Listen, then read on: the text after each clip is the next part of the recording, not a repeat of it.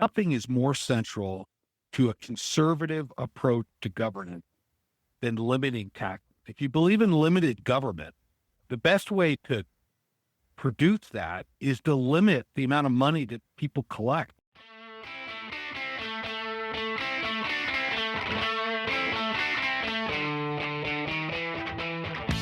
And this is Grover Norquist with Americans for Tax Reform. Welcome to Leave Us Alone, the podcast that champions individual freedom and limited government.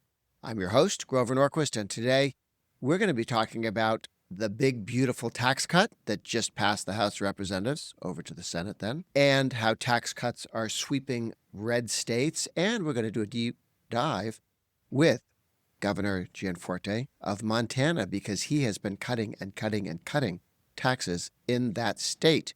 Mike, did we pass the bill this morning at 7:15 or what? Today is a glorious day. The Republican tax bill on President Trump's agenda of across-the-board tax cuts for all income levels passed the House of Representatives today by a vote of 215 to 214. We had two Republicans miss the vote who said they would have voted yes. So essentially by a 3-vote margin, we passed, with all Democrats voting against the tax cuts, essentially voting for a $4.6 trillion tax hike with the Trump tax cuts expiring. But a great day here for taxpayers. Lots of good policy we're going to take a minute to run through here, but definitely great news for taxpayers.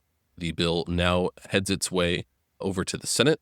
They are on track with the timeline having been passage of the final bill for President Trump to sign into law by July 4th. The Speaker of the House, Mike Johnson, said he wanted to get this bill done before Memorial Day, and they succeeded on that goal. Because Memorial Day is this coming Monday? It is. Oh, we had plenty of time.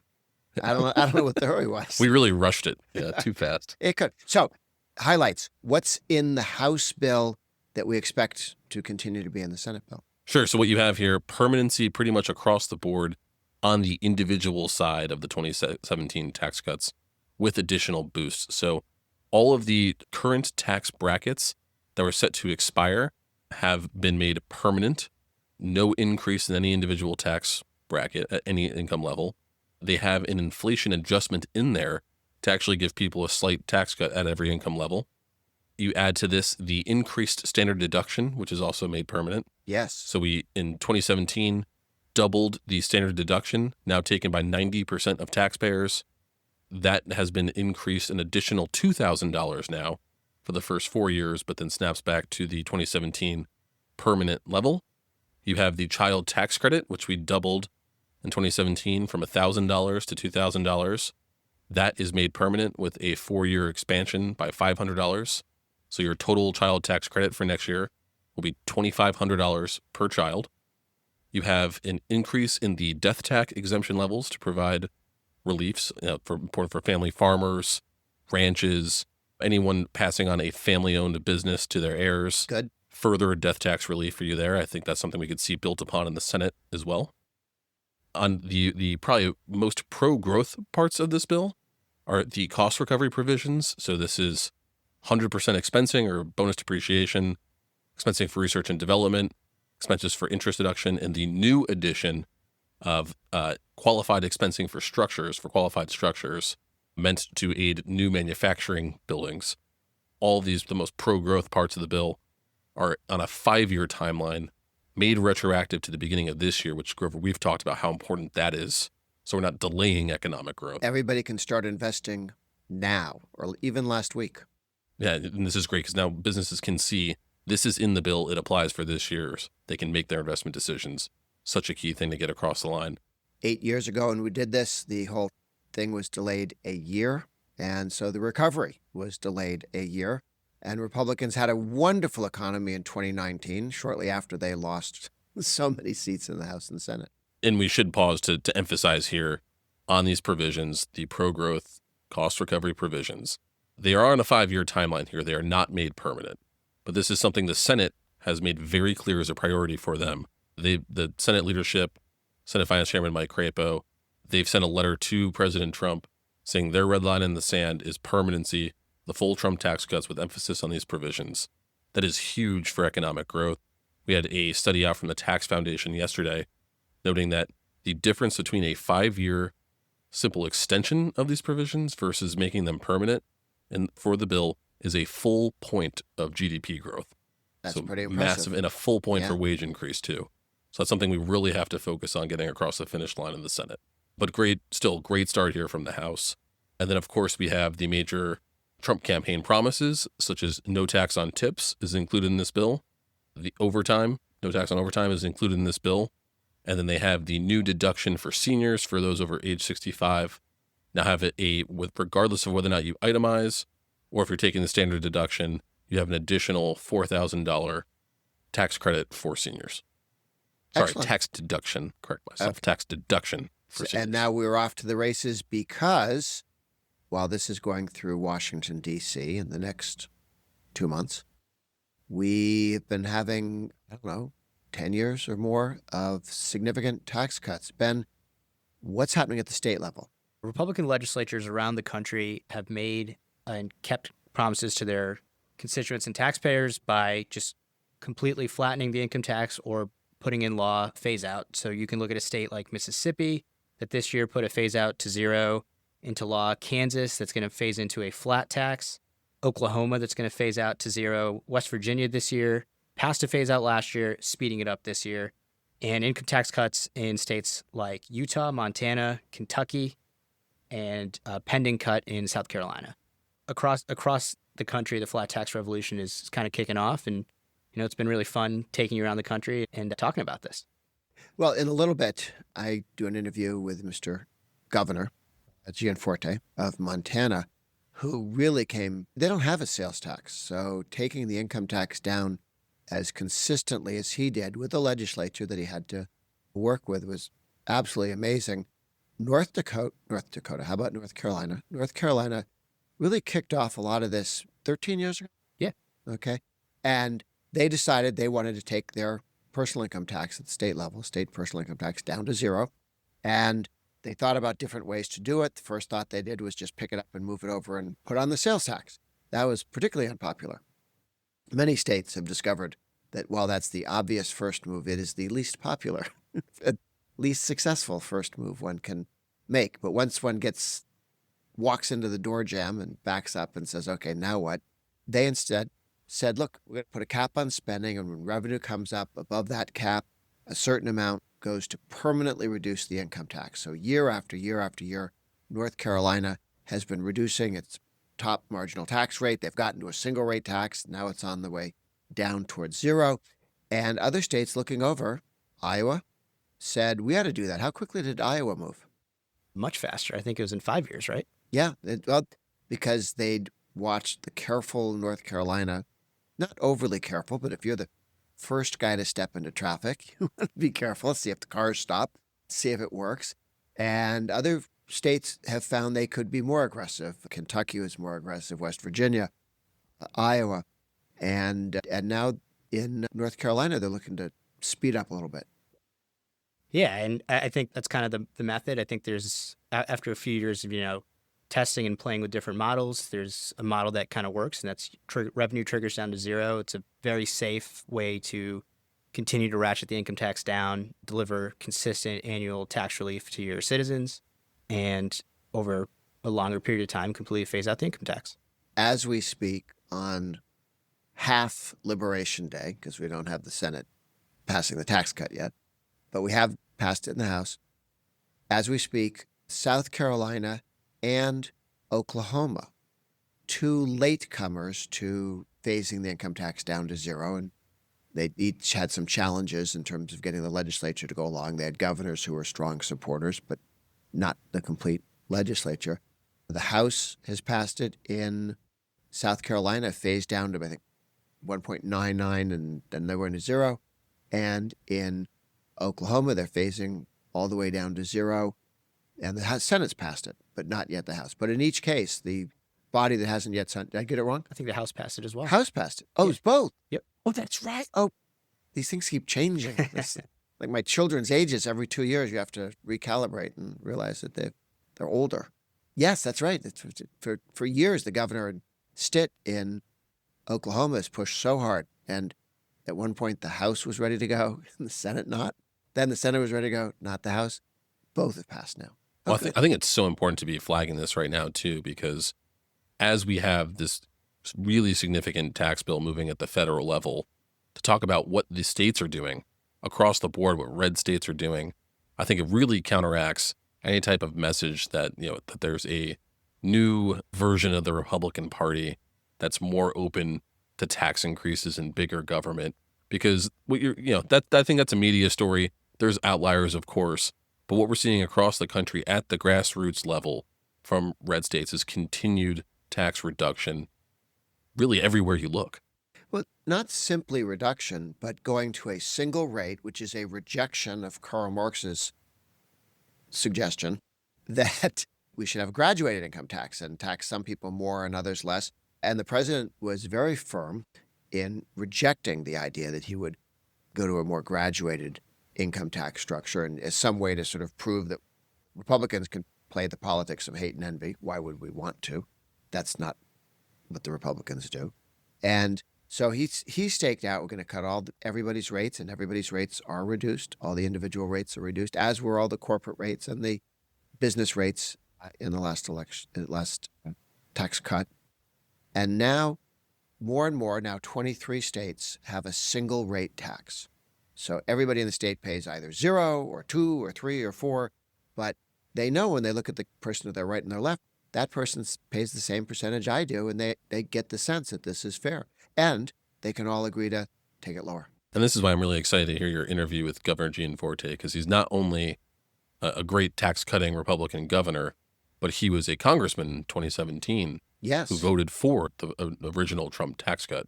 So I think his perspective will be fascinating to hear. Yeah, and he's had delivered historic tax cuts in Congress, and then now he's had 3 straight terms of historic tax cuts in Montana, and he's going to continue to do big things. Just a quick reminder before we continue to Grover's conversation with Governor Gianforte. If you're enjoying the discussion today, please take a moment to rate and review Leave Us Alone on your favorite podcast platform. Your support helps us reach more listeners who care about these important issues. And don't forget to share this episode with your friends and family. Now, back to the conversation. And this is Grover Norquist with Americans for Tax Reform, and this is the Leave Us Alone podcast. And we have a special guest star today, Governor of the great state of Montana, Gianforte, had been a congressman, now governor of a very large state. I understand when I was a kid, well, before I emigrated to the United States, I used to live in Massachusetts. And my father used to tell me that there was a military base in Montana larger than Massachusetts. I don't know if that was true, but it was to give me a sense that other states were significantly larger than Massachusetts. Governor, you have moved the earth in reducing the tax burden, particularly the income tax burden, on the people of Montana. There's been a national movement in this direction, but I would just point out that 21, 23, 25, and perhaps again in 27, you keep coming back to this issue and driving forward. Not to criticize anybody by name, but I do know other governors and elected officials who, when they've done a little something in one zone, pronounce battle won and wander off looking for other things, having not solved the world's problems, but having moved the world in the right direction a teeny bit. You have come back consistently to make sure, because cutting taxes is not something you do once. Could you walk through, when you became governor, you had mentioned to me that you had a plan in mind. Could you give listeners a sense of that, and then we can talk through how it played out? Well, I don't think there's anything. Well, first, Grover, thanks for having me on. And thanks for traveling to Montana to help us advocate for these conservative tax policies. We've made great progress, as you noted. And here's the reason why I keep coming. Nothing is more central to a conservative approach to governance than limiting tax. If you believe in limited government, the best way to produce that is to limit the amount of money that people collect, like that government collects. Let's leave it in people's pockets. And you're right. When I came into office, we had 16 years of Democrat governors. We had the highest marginal income tax rate in the region. We had 7 tax brackets, so it was highly progressive. And then most recently, and in April, I signed my third tax reform measure in my third legislative session, which was the largest income tax cut in our state history. But it will leave about $750 million in individuals' pockets over the next 2 years, and those are permanent. They're gonna continue. So I think football games are won with 3 to 5 yard plays, and it'd be great to do it all in one fell swoop. But Hail Marys are hard. Incremental gains are great. We've made great progress. When I came in, our marginal rate was 6.9% with 7 brackets. Over through 2021 and 2023, we moved to just 2 brackets. That gets us a lot closer to a flat tax. And we moved the top rate from 6.9 to 5.9. The bill I signed in April took another 0.5 point off of that rate over the next 2 years. And it moved a lot more people into the lower bracket at 4.7%. So we've made good progress, but there's still more work to be done. So when you started, the top rate was 6.9%. The top rate is now 5.4, and or heading to 5.4. It will be 5.4 at the end of next year. Yeah, Right. That's right. And so it'll be end of next year. There's a 5.4 and a 4.7, 2 brackets. Correct. Okay. Yeah. First, it was that the 4.7 only applied to the first 20,000 of income. I would have preferred to just move the top bracket down without moving the lower bracket. The legislature now, the first $100,000 for a couple will qualify at 4.7, and then you go to 5.4. But this latest move gets us a lot closer to a flat tax, which will be our goal in 2027. Governor, I think that is there's such wisdom in having that as a goal, going to a single rate tax. Lower is always better. Lower is always good. But a single rate tax is very difficult to raise. And I would point to Illinois as an example of that, where you have a state 2/3 plus majority in the House and the Senate Democrat. And these are not Alabama Democrats or Missouri Democrats. These are Chicago Democrats, very big government Democrats. Their constitution gives them a single rate tax. It's just under 5%, 4.9 or so. I'm sorry, it says flat rate. It doesn't tell you what rate. It doesn't give you the number. It just happens to be 4.9 now. So they can move it to 6.9. They can move it down to 3.9. They can move it to 20.9. As long as it's single rate, and when they tax the people of Illinois, everybody gets it in the neck at the same amount. Everybody's paying a higher rate or a lower rate, and you don't divide people into different groups and mug them one at a time. And in Illinois, their rate is under 5%, with Pritzker, who very left-wing Democrat governor, wants to be president someday, spent $50 million of his own personal wealth to put on the ballot a measure to go away from the flat tax towards a graduated income tax or progressive income tax. And on the same day that Biden was winning the state as the presidential level by 16 points, the idea of going to a graduated income tax was defeated by the people of Illinois. Mm-hmm. So they realized that if you divide us into different groups, we're in trouble. You will raise our taxes one at a time. And yeah, I would just note to that point, I mean, the first person who advocated for a graduated income tax system was Karl Marx, because it was at the heart of pitting one class against another. It was the second item in his Communist Manifesto that we should have a graduated income tax rate structure. Well, I guess the other team isn't stupid. They're evil. He's quite correct that it is important to governments, if they're going to control people, to divide them against each other so that they don't all react to the government misbehavior. They want us fighting amongst ourselves, and then the government can pick us off one at a time. We now have, you're talking about getting to a single rate tax in 27 as your sort of last year in office, which I think is a wonderful goal. There are now 23 states that have a flat rate, and 7 of those did it in the last 5 years. So the 23 states or the 8 states at zero, like Texas and Florida and Tennessee, plus the other states that are a number, the 15 states that are a number other than zero. Zero is my favorite flat rate tax. But there you've got 23 states that are flat rate. If Montana follows your leadership, and as they've continued to do over these years, and is willing to go to a single rate tax, they would also be joined by our friends in Kansas, which just voted to phase down to a 4% flat rate income tax. North Dakota has been threatening to go from 2 rates down to 1. And I talked to the governor there, and he says that's his goal, but he's looking to do it next year, not this year. And our friends in South Carolina have just passed a bill in both houses, ready to go to take it down to 1.99 out a few years. They're phasing down from about 6%.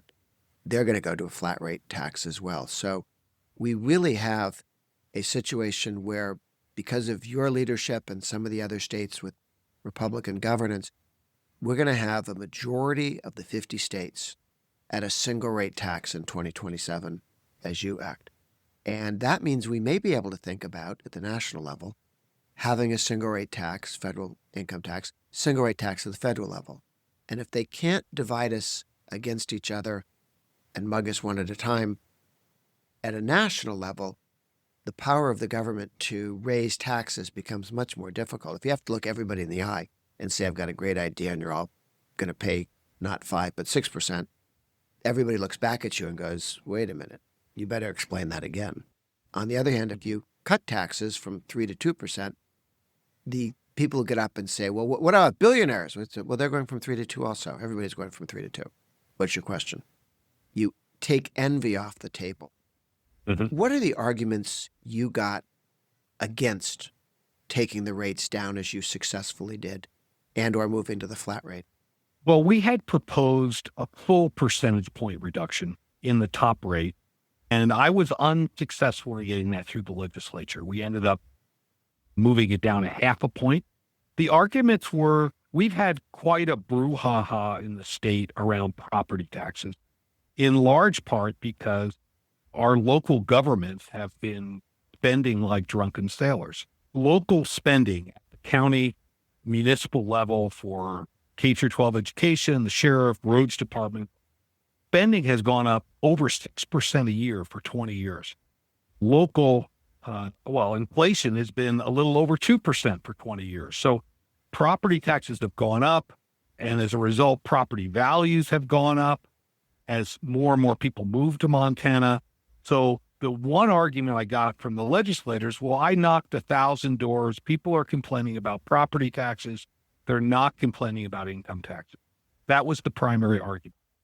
There is also, although we have a Republican majority in our House and our Senate, they just hadn't, I did not honestly believe how much work I had to convince my Republican brethren that lower taxes and a flat tax is a better idea. And I have some work to do. So we're looking at we have the incredible blessing that our legislature only meets for 90 days every 2 years. And this is why I'm talking about doing this in 2027. Our legislature won't meet again until 2027. So I have some grassroots work to do over the next 2 years to educate around a flat tax and to build support amongst the legislature to make sure we get it done. And on the property taxes, a state like Texas, which many of us, starting with me, think of as sensible and serious and conservative, small c, they've gotten stuck being told, yeah, we're worried about high property taxes. And so the Republican governor and the Republican House and Senate of the legislature are writing checks to Democrat mayors and Democrat school boards to support local government spending and to enhance local government spending and to hide the fact that local government spending is going up because people don't see their property taxes going up as much because it's coming out of sales tax revenue and other state revenue. They've gotten in the business of hiding the cost of local government through the state government subsidizing local government to hire more Democratic precinct workers. And it really has been, there are a number of states that have gotten caught in that spiral, and it makes it very difficult to disentangle the overspending of counties and cities and school districts with a more fiscally responsible state, which became co-owner of who's in charge of the property tax. Because if you fail to subsidize us, now you, state, just raised our property taxes, even though we have a pretty bright line in Montana. As you know, we don't have a sales tax. yes, And as you had conveyed, anytime you ingest a new tax, it's like swallowing a tapeworm. It just grows to absorb everything. But as a result, property taxes in Montana pay for local government, income taxes pay for state government.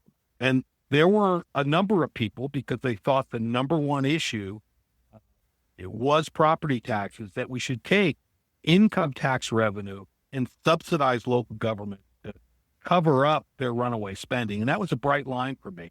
We had a number of bills that got introduced. Fortunately, we were able to kill them in the process, because I just don't think we should take one person's income tax payment and subsidize someone else's property tax.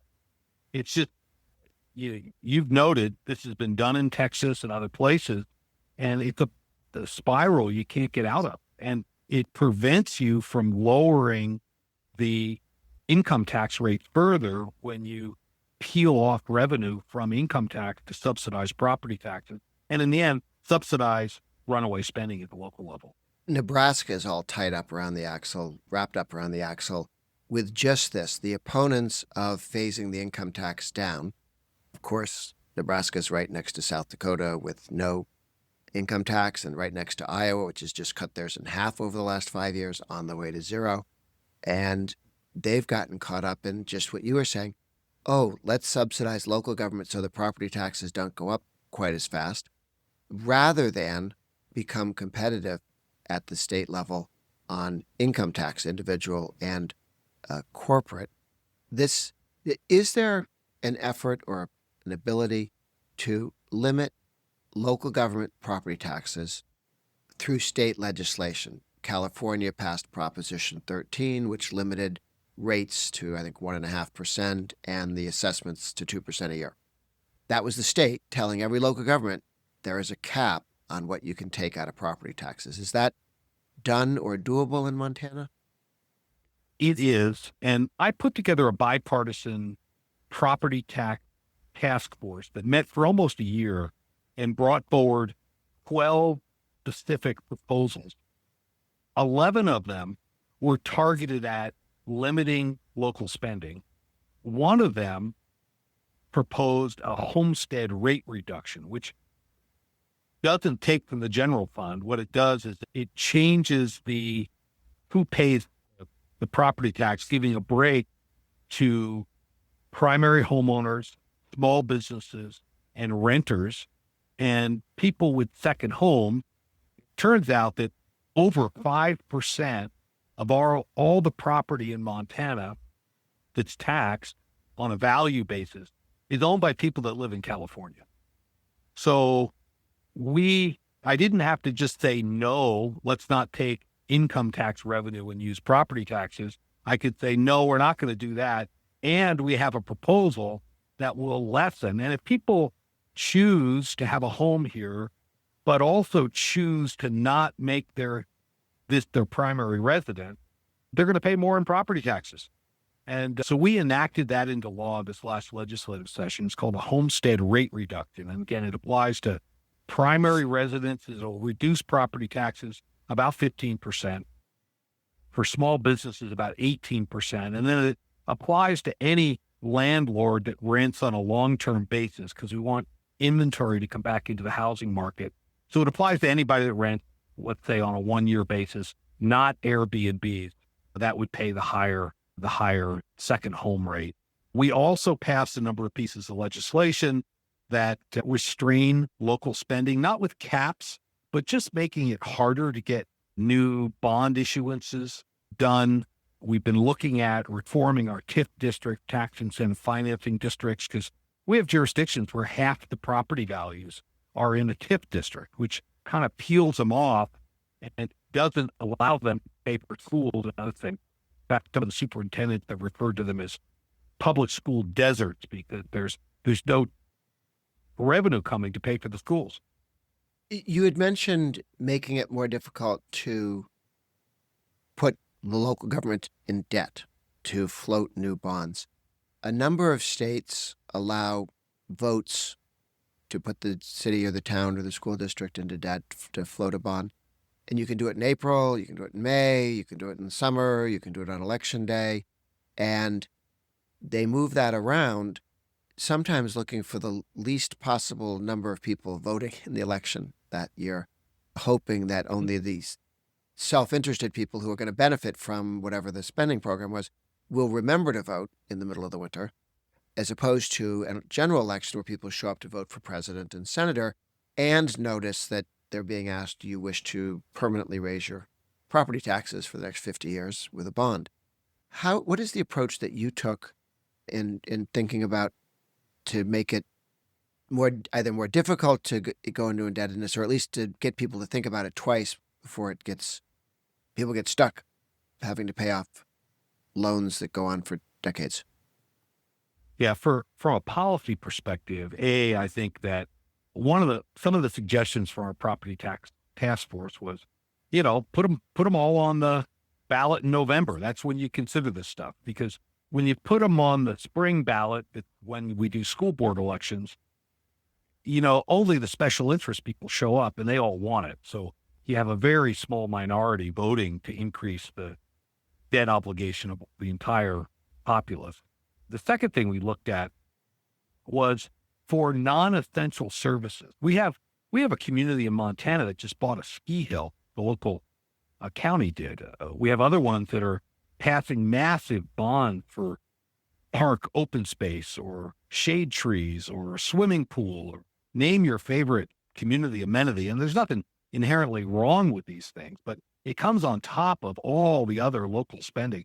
So one of the other suggestions of our task force was maybe there should be a higher threshold for non-essential services. So if you're floating a bond for more jail cells for law enforcement, okay, call it 50% and you get the bond approved. But if you're trying to build a swimming pool, which is non-essential, the higher threshold, let's say 60%. So you need more. So these are some of the ideas. I can't say we got them all over the finish line, but we started the debate and we're going to come back to it in 27. So is this something the legislature would have to put on the ballot and get a vote because it's in the Constitution, or how would that work for each of the suggestions you just made? We can just pass the statute. It doesn't. I mean, we need a 2/3 legislative vote to put it on the ballot to change the Constitution. But ultimately that's the most secure. But that's a very high bar. So we were looking at just statutory changes, which can be done with a 50% vote. Okay, well but you run the risk of a future legislature unwinding it. So my guess on this one is that once people are used to it and they see it, whatever the arguments against everybody votes in November, you then ask the question, why do you not want to have the election in November? Why would you want it to be in the winter or on top of other elections, but ones that few people show up at? What is the interest you have in fewer people voting? And that itself raises questions. Okay. You're absolutely right. What else should other states know? Because I really enjoy sharing your history of taking taxes down year after year after year as a way to show to other states. Arkansas is sort of following in your footstep because they didn't sort of trigger down, but they're doing, sporadic tax cuts, and to remind people that this is a strategy that can work. Let's just keep at it. And what it really takes is a governor who keeps insisting among the things we're doing this biennium is a tax cut, income tax cut. And when people are used to that, then any spending issue immediately competes with a tax cut, right? If the 12 things you want to do in the legislature this year and one's a tax cut, anything that spends money is making it more difficult to get the tax cut. So So you're right. So, I mean, as you've noted, we've continually cut income taxes. The other thing we've done is we've really held the line on new spending. So we fund essential services, but we haven't grown government. And as a result, we've had very large surpluses. So we've paid off all our state debt. We're completely debt free. wow. And the combination of lower income taxes, less regulation, no debt has really delivered results. We have more people working in Montana than ever before. We have record low unemployment. We're the third lowest unemployment rate in the country as of this month. We've had the highest wage growth, second highest wage growth in the country over the last 4 years. And we're one of only 2 states in the country where wage growth has exceeded inflation over the last 4 years. So all that to say, conservative fiscal policy, lower taxes, moving towards a flat tax, restraining spending growth produces economic prosperity for individual families here in Montana.